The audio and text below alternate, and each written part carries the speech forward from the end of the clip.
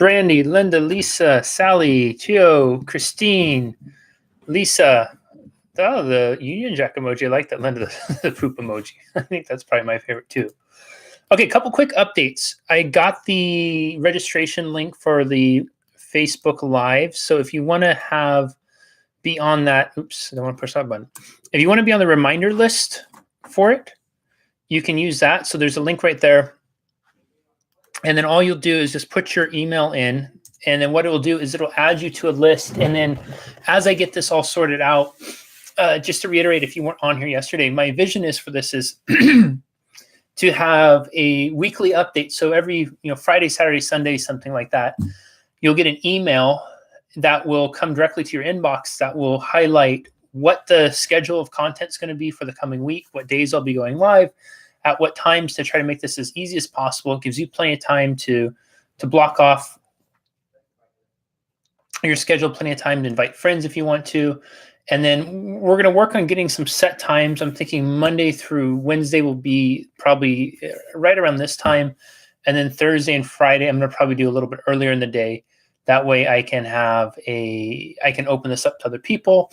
I can have a little bit more flexibility with my end of the week schedule. That's usually when I'm going to be running workshops, doing speaking engagements and whatnot. And so we can kind of play with that. But we're going to get this locked in. So this is just one way to help streamline it. So again, that link I just put in is for the Facebook Live registration.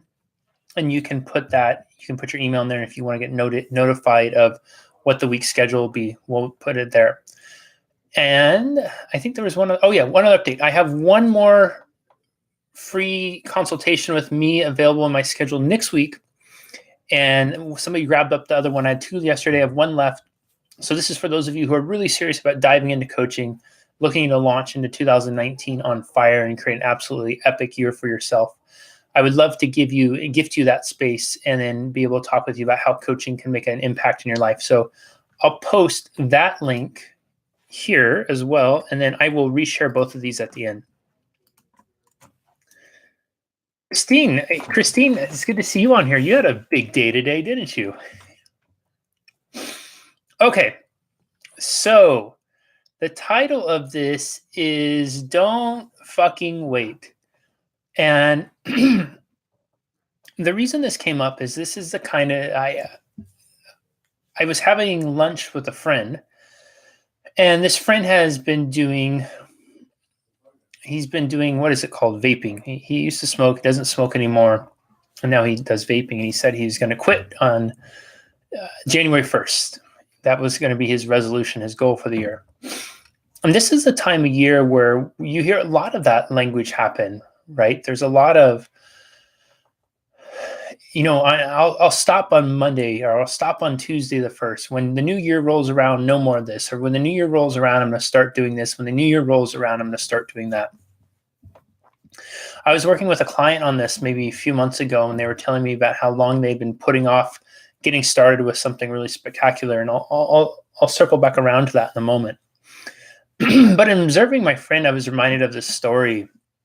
And the story is, I think it was told fictitiously, but it could easily be the autobiography for many people in life.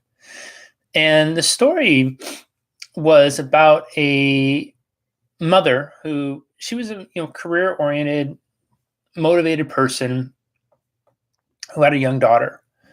And one day her young daughter comes to her, daughter's maybe 4 or 5 years old or so, and says, "Mommy, would you come play with me?"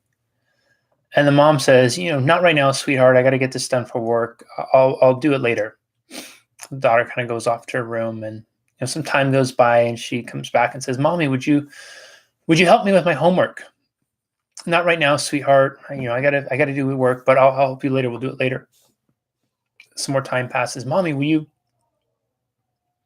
come to my dance recital? I'd love for you to be there. I'm going to be the star of it." "Oh, honey, I would love to, but I have this thing I have to get done. I have this project I got to get done. I'll make sure I make it to the next one." Some time goes by. "Mommy, would you come to my softball game? I'm the starting pitcher. Everybody's going to be there. This is the big championship game." "Oh, honey, I would love to, but I got to get this done. I'll do it later. I'll make it to the next one. I promise." "Mommy, the prom's this weekend, and we're all going to go to this restaurant beforehand and do pictures. Would you be there to take pictures? I'd love for you to be there. Oh, honey, gosh, I would love to, but I have this thing I have to do. I have to take care of it. I promise you I'll make it to the next big event. This goes on for some time, and one day the mom wakes up, and it's kind of a strange morning where she feels like she's awoken from a fog. And she looks at her phone, as she's probably done every day, and the first thing she does is check her email and start to react and respond to that, as many of us might. And she sees that it's the same stuff that she usually wakes up to every day. This needs to be done, this needs to be turned in, this deadline needs to be met, this person needs their time, this obligation needs to be held. But something feels a little different for her this day. She doesn't feel like doing it at that point. She's trying to think of when the last time was. For whatever reason, her daughter's on her mind, and she's trying to think about when the last time was. Her and her daughter had a conversation.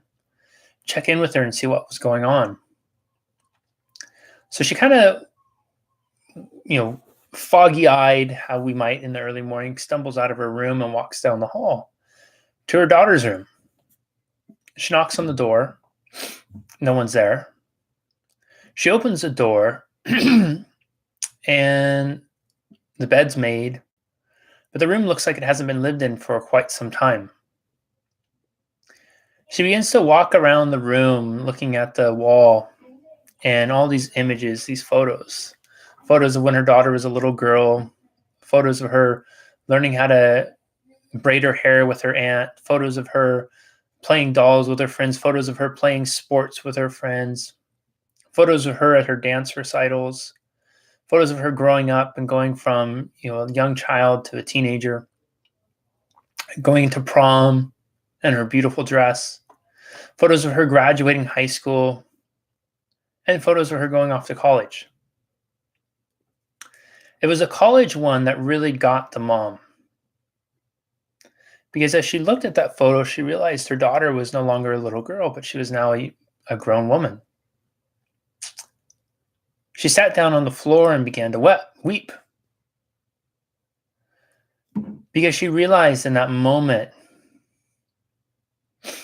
that time had just passed. Doing it tomorrow turned into the next day turned into the week after that turned into next month turned into a few months from now turned into a year, years turned into multiple years, and then years turned into decades. Time passed. And in the moment, she always had a reason that she felt was valid, and she really didn't have malintent whatsoever. She really did have the intention of doing it later, of helping out later, of being there for the next recital, being there for the next performance, being there for the next game. Because she always thought there'd be tomorrow. And in that moment, she never really assessed what was most important to her beyond just her reaction in the moment. That she needed to get this done, she had to get this done, with the assumption that she's always going to have more time. And as she awoke from this fog and she came to full realization about how much time had passed, time she would never get back with her daughter, time in that moment that she would have given back any and everything that she had done to be able to have some treasured memories and moments. Because also part of her mourning in that time was realizing that she didn't really have the memories, she didn't have the moments.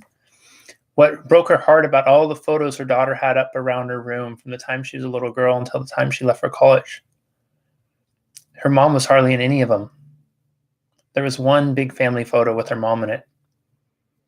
And in the rest of them, her mom was completely absent.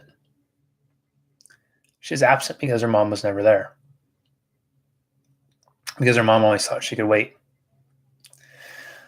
I think this story is a really important story to tell, because it's a story that could parallel so many of our lives. How many of us, and I'll be the first one to raise my hand, have been guilty about saying, I'll do it later. When my father passed away, I remember my mom gave me this backpack he had bought. And inside the backpack, there was a list, a kind of a shopping planning list that my dad had put together for his ultimate camping trip. a camping trip that he had wanted to take his whole life, but he had always said, I'll do it later. I can't right now. There's too many bills to pay. There's too many responsibilities. And then he got sick, and it was, well, once I'm feeling better, once I feel better. And then he finally got better. And the doctor said, you're going to have all this extra time. So the first thing he did, having his mortality thrust in front of him and realizing the fragility of life and how much time he'd allowed to lapse without doing the things that are really on his heart. And so he immediately resolved to do that. The tragedy of it all is as he started to take action to do that, which he'd always wanted to do, go on this camping trip, there was some other plan for him, and he died 2 weeks later.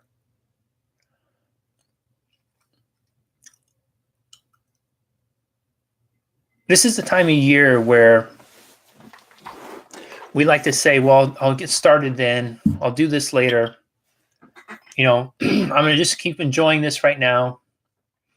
When January 1st rolls around, this will be my New Year's resolution.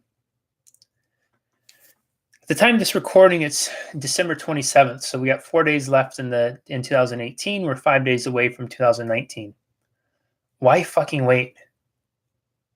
If there is something on your mind and your heart right now, why in the hell would you wait any longer than right now to get going on it? The biggest mistake that we can often make in life is the mistake of assuming that we have tomorrow. We'll procrastinate and we'll put off the things that are most important to us, and we make silly excuses for it. We justify it, this happened or that happened, whatever it is. And that's not to say these types of things don't happen. But all of us know that if we really put things in context, it'd be a no-brainer. And that story I told you earlier, if any time somebody had told that mom and said, hey, listen, one day very soon you're going to wake up and your daughter's no longer going to be here. You only have this moment right now. Or they said even worse, hey, listen, you have today and today only with your daughter. You can either choose to sit here and do what you've always done with this work stuff, or you can go out and really enjoy the time with her and make memories. In that context, I'm guessing the mom wouldn't have thought any different. She would have done it. With my dad, if my dad would have known that he was going to die 2 weeks after getting a clean bill of health after going through a 2-year battle with cancer, I'm willing to bet that he would have assessed and approached those last few years of his life much differently. If my dad would have been told and said, hey, Mike, in 6 months from now, you're going to be diagnosed with cancer. And for the next 2 years, you're going to be going through chemotherapy, different treatments for it, trying to get done. And then 2 weeks out, and then you're eventually going to get a clean bill of health. But don't rest and think you're in the clear, because 2 weeks after that, your life's going to be over. I'm willing to bet my dad would approach the last 6 months of his life differently. See, most of us, we don't have the gift of foresight, nor do we have the gift of understanding or being aware of when our life will end. We just go through blindly assuming that we're going to have tomorrow, we're going to have the next day, and we're going to have the day after that. And so with the things that are on our heart and on our minds, the things that matter most to us, they often get shoved aside for the things that in the moment are the most pleasurable. The easy temptations, the easy thing to do, logging into YouTube and watching some silly video, not because we really want to, but because we're unwilling to act on that which we really want. Using food, alcohol, drugs, smoking, whatever it is, to give ourselves a little reprieve instead of confronting and dealing with that which we need to do. We create stories for ourselves about why things are the way we are and why we can't take action towards that which is what's really on our heart and mind. The irony, of course, is that if we have the luxury of living with a gun to our head, and I want you to really try to receive that message from an open place of love. When we're living with the luxury of the gun to our head, what I mean by that is our choices become very black and white. And if you have a gun to your head and the choice is, hey, you're either going to take action right now and start living in accordance with what's on your heart and mind, I bet that most of those excuses would rush completely away, and you'd be left with a crystal clear way of what first steps you need to take. Because if you didn't, the alternative is death. But most of us don't frame our life in that way.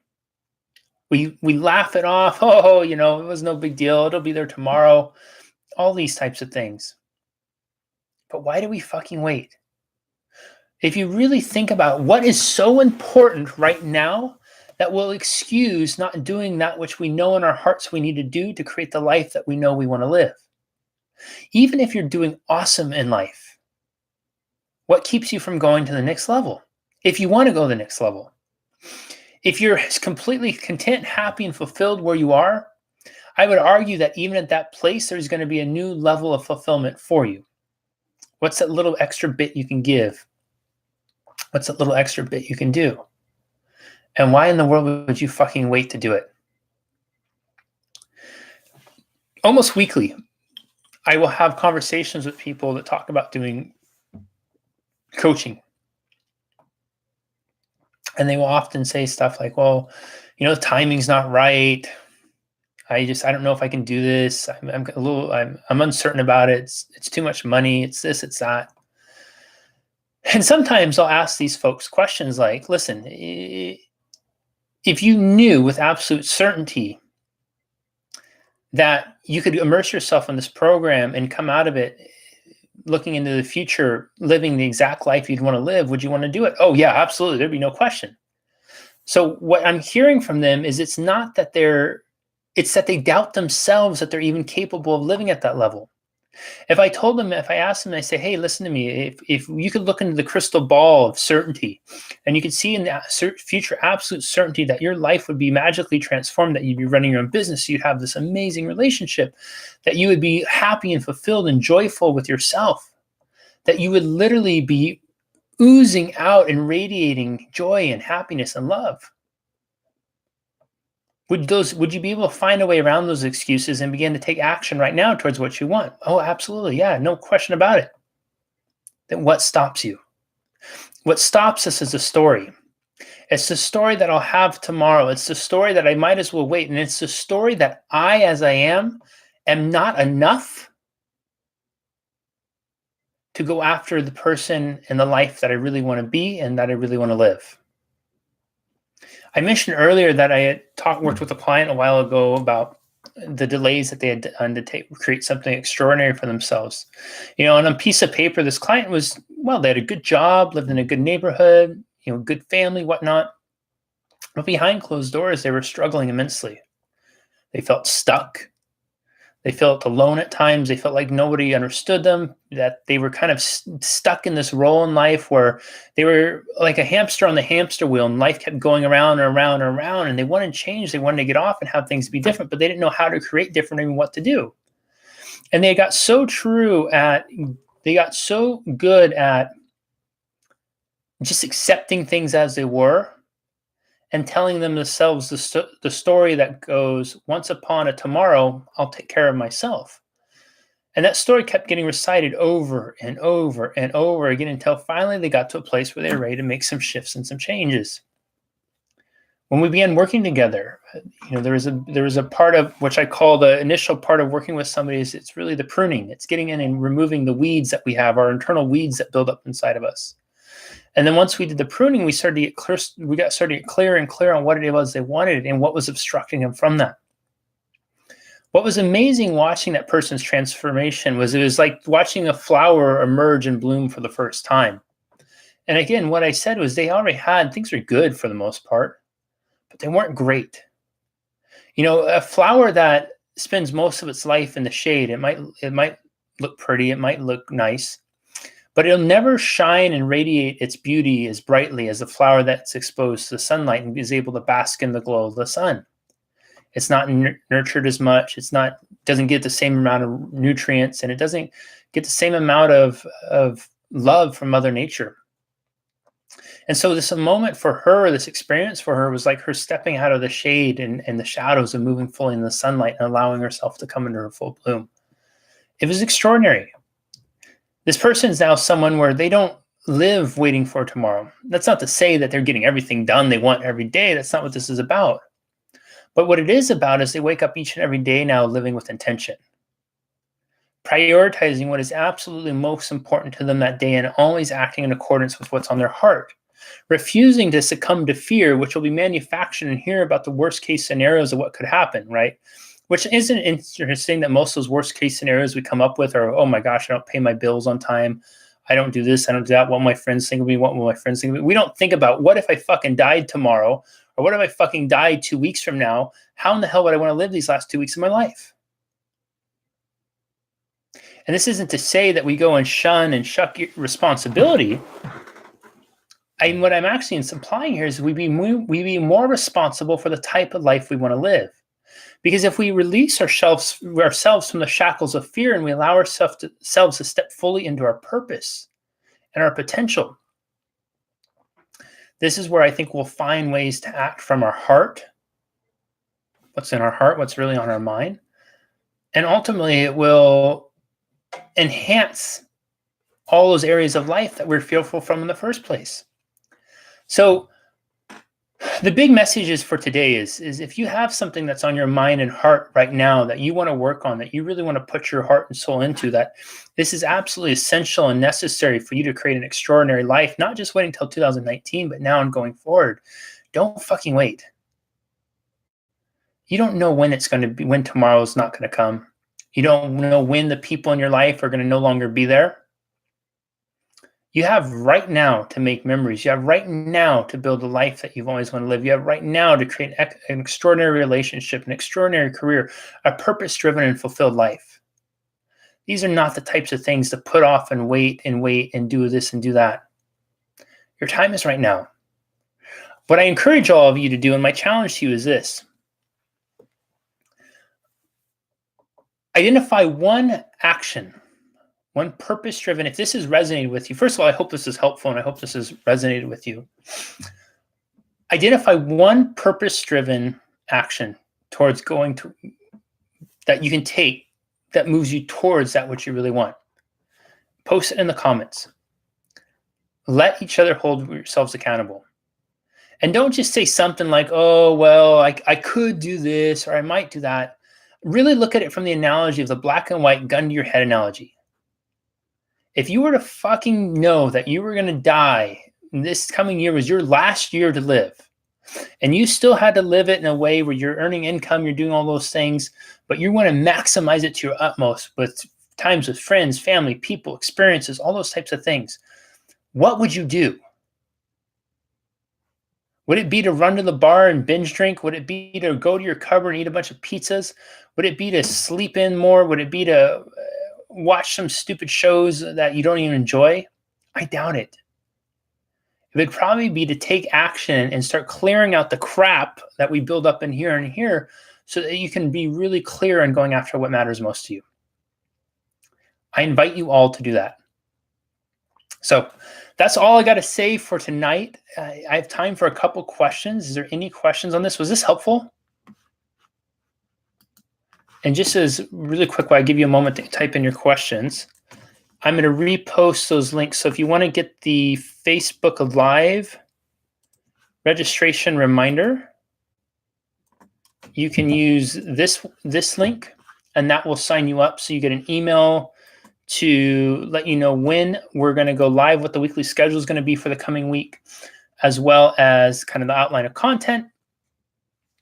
And, it'll be a little bit of a fudge process here this first week or so while we get ironed out, but I really think it's going to help us grow this community and make it more of an effective tool that we can all reach and interact with each other on.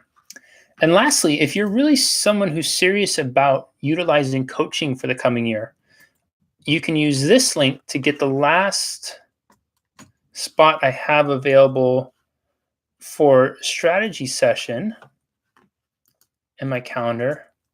And again, only to use that if you're really serious about utilizing coaching. If not, no worries, no hard feelings, but I want to save that for the people who are going to use it.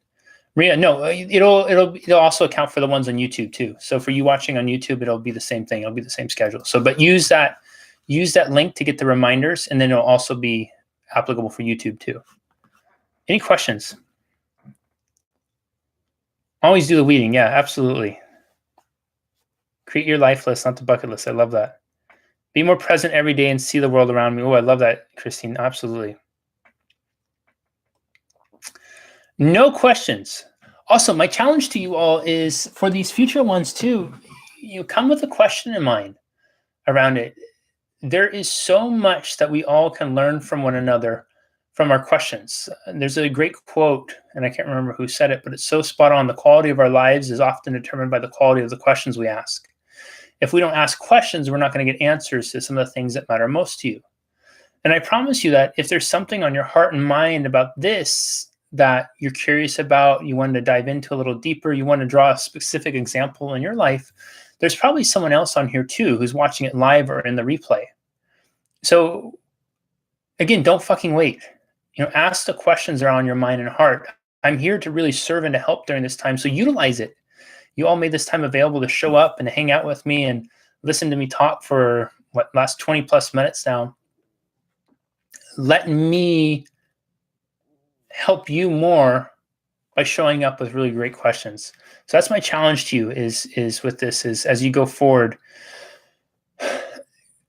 make it your resolution that starts today to start showing up with questions and really contribute to the community. Contribute. Ask the question that is on your heart because it will serve others as well. I filled an application to volunteer for Samaritans. Going to hand in an ASB. That's awesome, Lisa. Congratulations. Thank you for sharing that.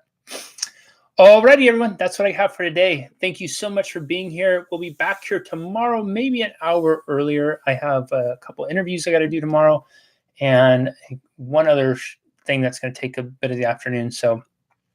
But we're going to work on getting the schedule thing down.